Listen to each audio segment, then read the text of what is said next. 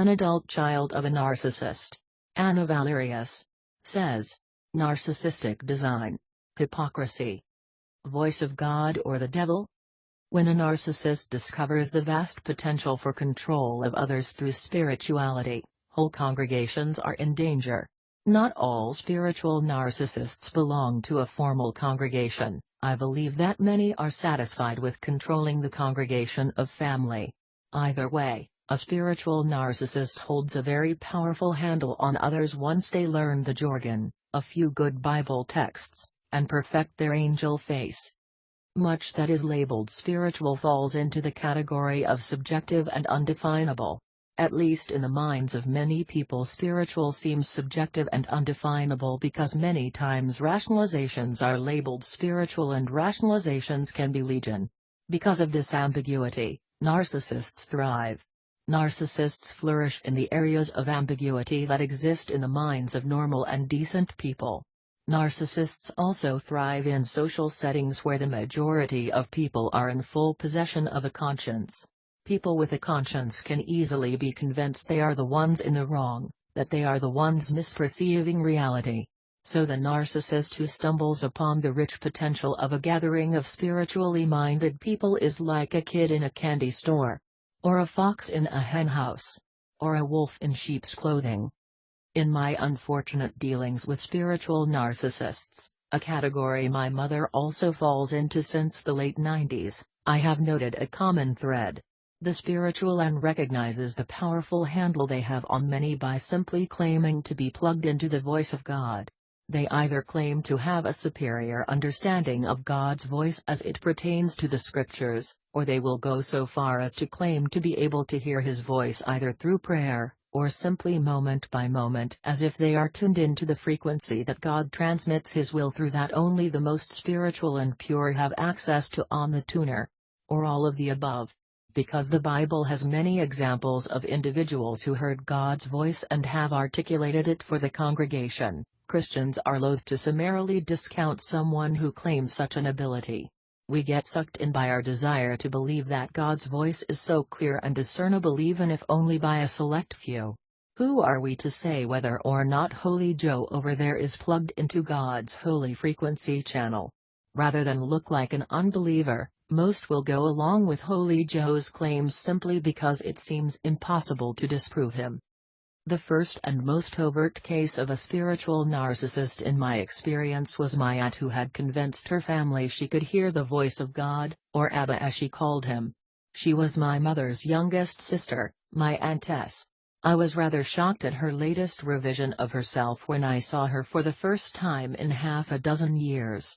This aunt had long made great professions of spirituality and had gone through several spiritual fads, but now it was apparent she'd taken it to the next level.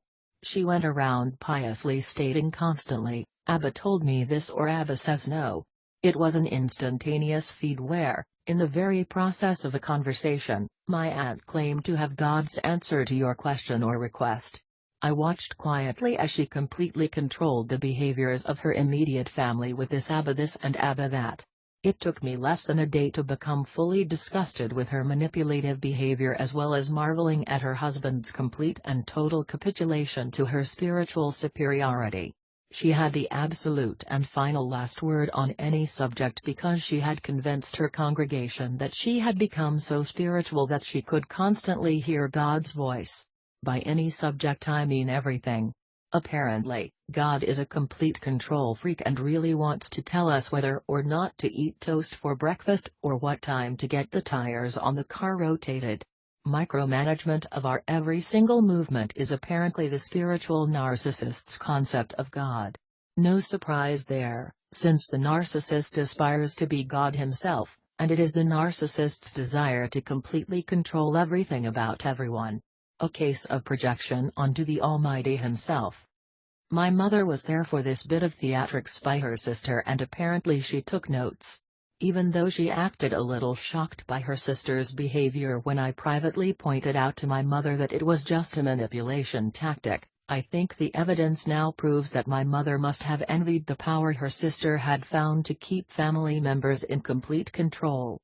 It was within the next year my mother made great profession of a conversion. Shortly thereafter she started spending large amounts of time in Bible study and prayer. I put Bible study in quotes because her idea of Bible study is just as perverted as anything else about her. I found out later that my mother had begun to control my cousin and her sons with messages from God in the months following her conversion. My mother wasn't yet as overt as her sister. She didn't claim to have a continuous feed from Heaven Central. Her evolving gig consisted of her claims that in her long prayer sessions God told me that you need to insert whatever it was she wanted this person to do or to stop doing. Her revelations always came after one of her long prayers that she was careful to point out the length of to anyone who would listen. It was my mother's claim to hear God's voice that ended my relationship with her. Before she engaged in an unprovoked verbal attack upon my then 20-year-old daughter, my mother had been praying in my living room during the fateful Thanksgiving visit of 2002. She told my father and my daughter that morning that during her prayers in the wee hours of that day she had heard a voice telling her go as she prayed about her granddaughter. She repeated the story about the voice that said go many times to various people in the fallout from this event as she tried to exonerate herself. She was simply following God's clear instruction and therefore she was not responsible for what happened. God was. We were resisting God's will by not acknowledging she was only doing what God told her to. Because I persistently refused to believe her claim to be hearing God's voice, and because I insisted on the many objective reasons why I knew it couldn't have been God's voice talking to her, she eventually recanted and said it must not have been God's voice after all. This recantation was only given to me and my daughter and not to those who weren't there to witness the event.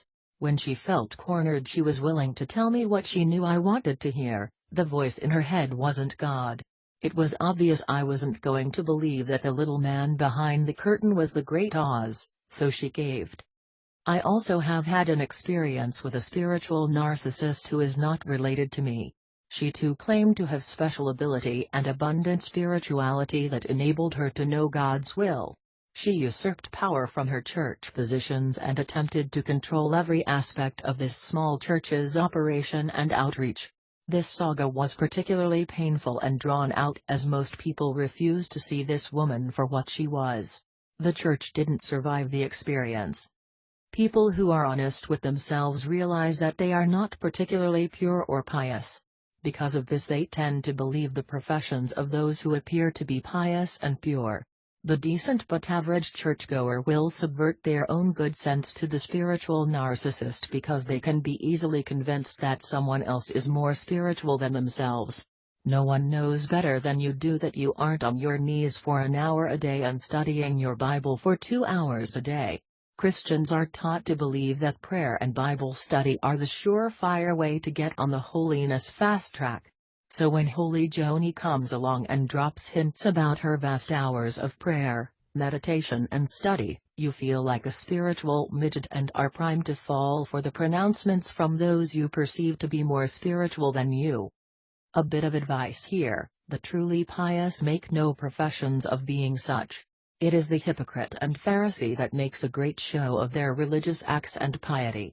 Consider it a red flag when someone you know is careful to drop hints about their hours of prayer and Bible study, their charitable donations or volunteer work, their degrees in theology or their years of being in the truth when it is gratuitous to do so. See Matthew chapter 6 for extra help when confronted with someone who makes sure everyone see their good works. The person who has the trumpets blown just before they drop their money into the church coffers is a hypocrite. Period. When you catch someone being careful to do their good works out of sight and without recognition, then you've probably found a truly good and sincerely religious person. Sometimes the hypocrite doesn't drop the hints but finds others to do that for her. She has a few loyal friends who are careful to sing her praises or go into attack mode when their leader is confronted by someone who isn't buying the act. Spiritual narcissists gain a lot of power by just having a few good people who will defend her reputation to the death. The victims of the spiritual narcissist find themselves quickly ostracized, criticized, and their reputations mutilated by these true believers in the narcissist's spiritual gifts. Is it possible for a narcissist to be plugged into the voice of a holy and just God? Are you in spiritual danger if you discount someone's claims to be hearing God's voice even though you can see that the fruit of their lives is rotten? How can you know for sure it is okay to dismiss these transmissions without fear that you may be dismissing God Himself? Since I'm tired of typing, I'll attempt to address those questions in the next post. I ended my last post with these questions. Is it possible for a narcissist to be plugged into the voice of a holy and just God? Are you in spiritual danger if you discount someone's claims to be hearing God's voice even though you can see that the fruit of their lives is rotten? How can you know for sure it is okay to dismiss these transmissions without fear that you may be dismissing God Himself? Let's start with the concept of consider the source. Would we listen to a practicing womanizer lecture us on the need for fidelity in marriage? Would we sit still for a sermon from a convicted embezzler on the necessity for good ethics in business? How about a murderer on the sanctity of life? The answer is obviously no. Even though the womanizer, embezzler and murderer would likely be mouthing words of obvious truth on their selected subjects, their message would lack credibility and impact because of their hypocrisy. We would feel no shame in considering the source. We could rightly assume that the person we are listening to can have no deep or helpful insight to give us because their lives, their actions, prove that they themselves don't believe what they are saying. Why should we? We expect people to practice what they preach. Rightly so. Let me clarify at this point what hypocrisy is. I have noticed that people are a bit fuzzy on the definition of hypocrisy and therefore get tangled up in moral dilemmas that don't exist because of it. An example of what hypocrisy isn't: take a parent who experimented with drugs as a teenager. The parent hasn't done drugs since he was 17. No ongoing drug problem. It's been 20 years since he touched the stuff. Now the parent has a teen of his own.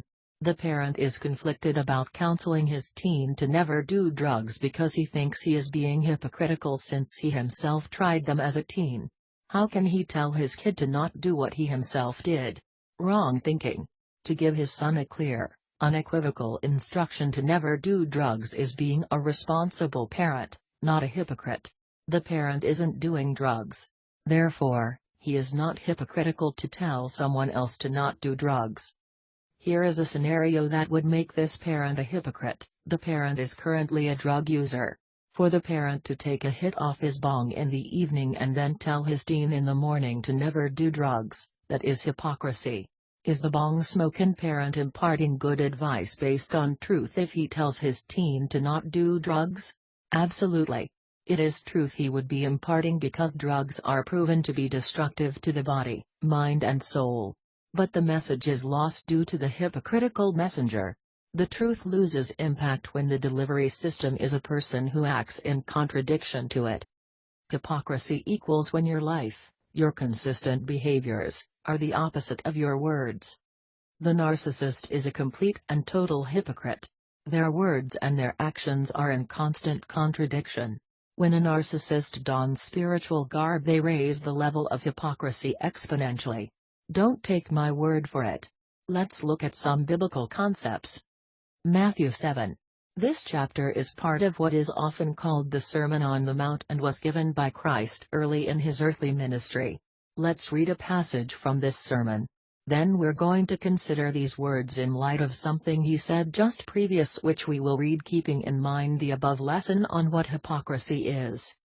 Beware of false prophets, who come to you in sheep's clothing, but inwardly they are ravenous wolves. You will know them by their fruits. Do men gather grapes from thorn bushes or figs from thistles? Even so, every good tree bears good fruit, but a bad tree bears bad fruit. A good tree cannot bear bad fruit, nor can a bad tree bear good fruit. Every tree that does not bear good fruit is cut down and thrown into the fire. Therefore by their fruits you will know them. Matt. 7:15-20 NKJV. This passage begins with a solemn warning to Christians that there will be, guaranteed, false prophets in the congregation. The broader meaning of the name prophet is someone who represents God before the people, so it can be a term applied not just to a foreteller, but also an inspired speaker. Look in your concordance. A false prophet is described in the concordance as a pretended foreteller or a religious impostor. Got that? A false prophet can be a person who pretends to be religious by pretending to represent God's will and word to you. Christ doesn't issue this warning to Christians just to scare them. He next prescribes how these pretenders can be spotted. He makes reference to nature as he describes how a bad tree, a thorn bush, or a thistle is not going to produce good edible fruit. He then promises that, ultimately, these bearers of bad fruit will be cut down and thrown into the fire, promise of a final judgment. Verses 20 tells us that we will know them by their fruits. That is counsel for us to apply reason and judgment to the behaviors of other Christians, especially those Christians who present themselves as qualified to present God's word to us. The higher the profession, the higher the burden of proof needed to prove said profession. This issue of judging fruit must be reconciled with the words Christ spoke just moments earlier as recorded in Matthew 7:1-5. This is a passage well worn by narcissists. It is taken to be the absolute prohibition for Christians to ever judge anyone. That is the infantile understanding of the spiritual reality Christ was actually trying to teach. We do a great disservice if we take Matt 7:1-5 and make it contradict Matt 7:15-20. To do so makes Christ look insane. Since I don't believe he was insane, I looked for the consistency between the two. It isn't hard to find. Matt 7:1-5 is counsel to not judge in hypocrisy. It is counsel to examine our own hearts very, very carefully before we start meting out judgments of others, because the measure we use to weigh others in will be the measure used to weigh our own souls. To take this passage to be a complete prohibition against all judgment is to be stupid. It is instruction to us to examine our own lives very truthfully and carefully to make sure we aren't about to condemn someone else for what we ourselves are guilty of. To condemn our own sins in others is to add a censorious and critical spirit on top of the sin itself, which makes you the bigger sinner. Look at verses 5, hypocrite. First remove the plank from your own eye, and then you will see clearly to remove the speck out of your brother's eye. Is that a condemnation of all judgment? No. It is a condemnation of judging in hypocrisy. After you've removed the big old board out of your own eye, only then will you be able to see clearly enough to help your brother get that teeny little bit of sawdust out of his own eye. The adulterer can't condemn the flirtations he sees a brother engaging in with someone not his wife until the adulterer stops violating his own marriage vows. If the adulterer sees another man engaging in inappropriate behavior in relation to his marriage, the adulterer damn well better keep his mouth shut. He hasn't a leg to stand on. His ability to see what he thinks is wrong behavior is seriously compromised by that strange woman in his own bed. Once you get the plank out of your own eye, you'll also be able to see that you are a bigger sinner than your brother with the speck in his eye. Which should keep you very humble and demand that you approach him because of your deep love for him, not because you have him in a gotcha position. You won't use his small sin to whitewash your own and bigger sins. That's how a narcissist uses your failings, to justify his own. Let's use something less obvious than adultery. How about the very prideful person? Are they in a position to condemn you as being filled with pride? No. How about the avaricious person who covets everything you and others have? Are they qualified to condemn you for being too materialistic? No. The prideful and the covetous have two very big planks in their eye. Therefore, they are likely to see that plank and think they see it in your eye, when the truth is that the board is actually only in their eye. They misidentify the location of said plank. Projection is likely when a hypocrite starts condemning others' supposed sins. Another reason why judging in hypocrisy is wrong. It misidentifies sin and its location. Blame shifting and projection are the result. Let's now compare the two trees, good tree and bad tree, by the fruit they produce. One tree is called spirit, the other carnal, selfish. One tree represents someone controlled by God, the other, a person who is controlled by sin. The New Testament talks a lot about the fleshly life, which is another way of saying sinful. Not of God. A life lived according to our basest desires. Self-centered.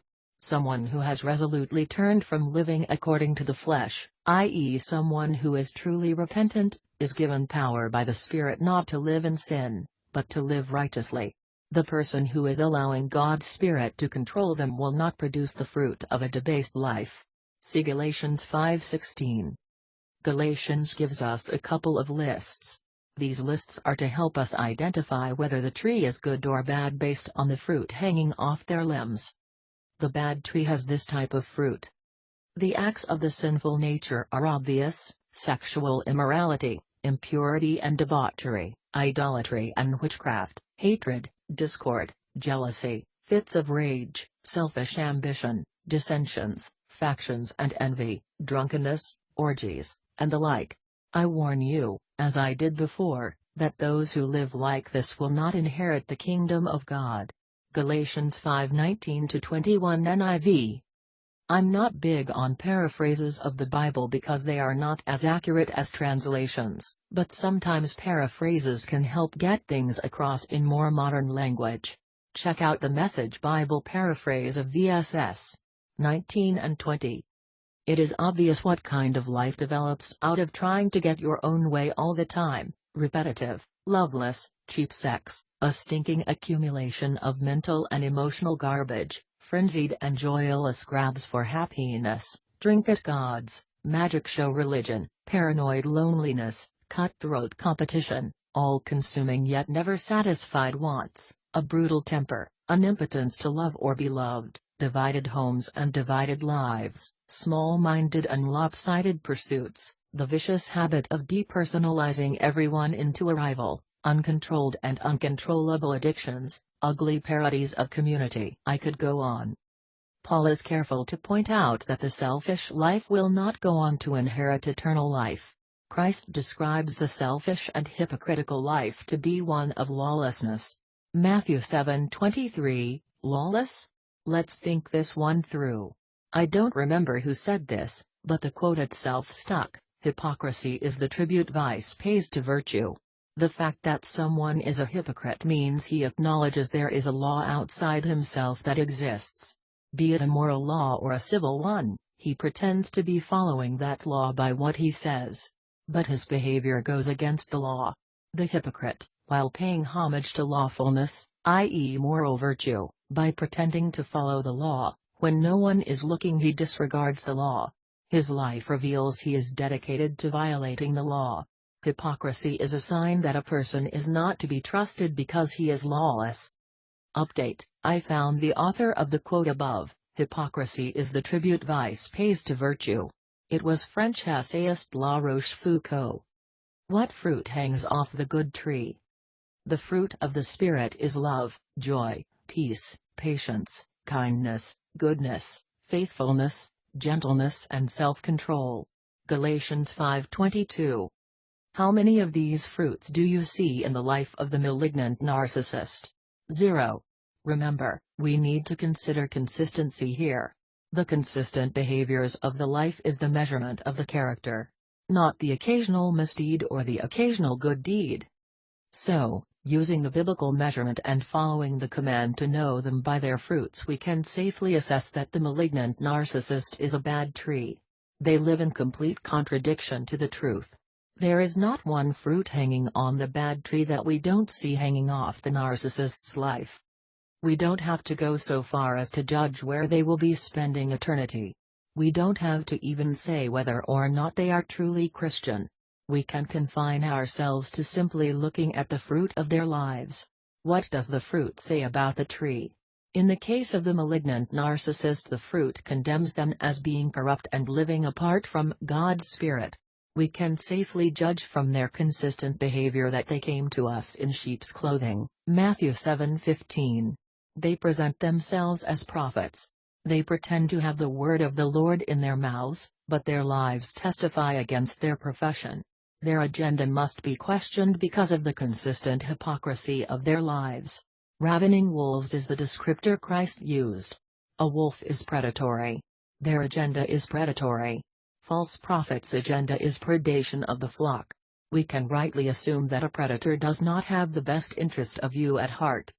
Christians are instructed by Christ himself to inspect the fruit of those who present themselves to us as prophets, i.e. those who claim to represent God to us. An inspired speaker is, by definition, someone who is inspired by God's Spirit. The scriptures are clear that the person who consistently and persistently lives a life filled with the sins listed in Gal. 5 are not inspired nor empowered by God's Spirit. Argue with that and you are arguing with the Word, not me. So does God speak to us through hypocrites? If God has a critical message for you, a message which addresses your soul's peril, will he risk the message being lost because he sent it through a hypocrite? Would God risk his critical message to you by committing it to the person with the big old log in their eye? Come now, and let us reason together, saith the Lord, is 1:18. Using biblically guided reason, the answer is a resounding no. Someone whose life consistently bears bad fruit is not entrusted by God with a word to you from him. Does the hypocrite sometimes speak the truth? Absolutely yes.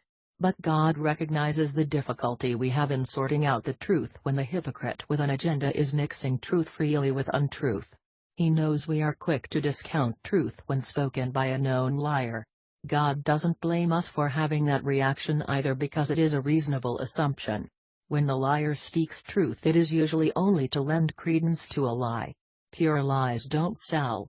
They need to attach parasitically onto truth in order to be palatable enough for us to swallow whole. See the snake in the Garden of Eden. He hid his lies by stirring in a measure of truth.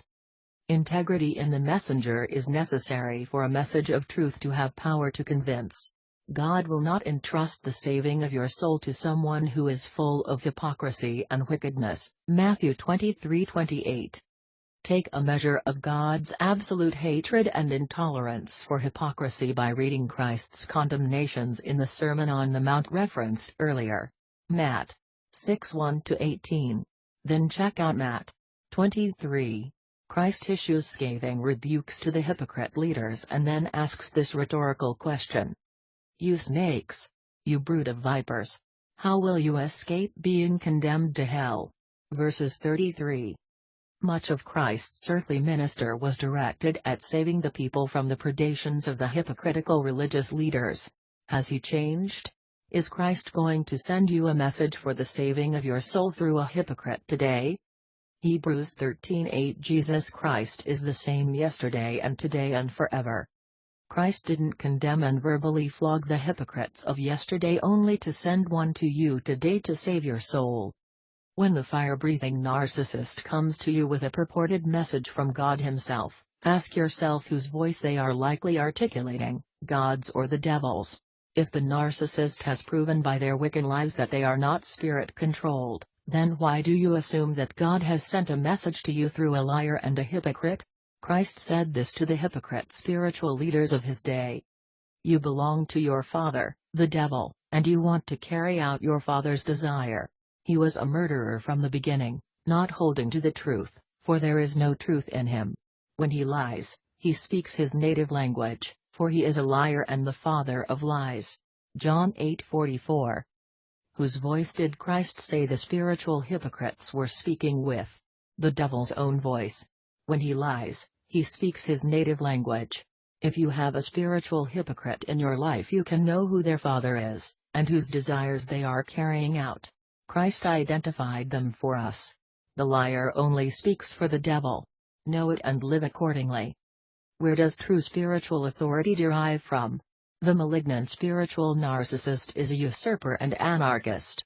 They usurp true spiritual authority and they subtly teach others to disregard God's laws, and by derivative, man's laws. Until we know where true spiritual authority comes from, we are vulnerable to the usurper. That is fodder for another post on another day.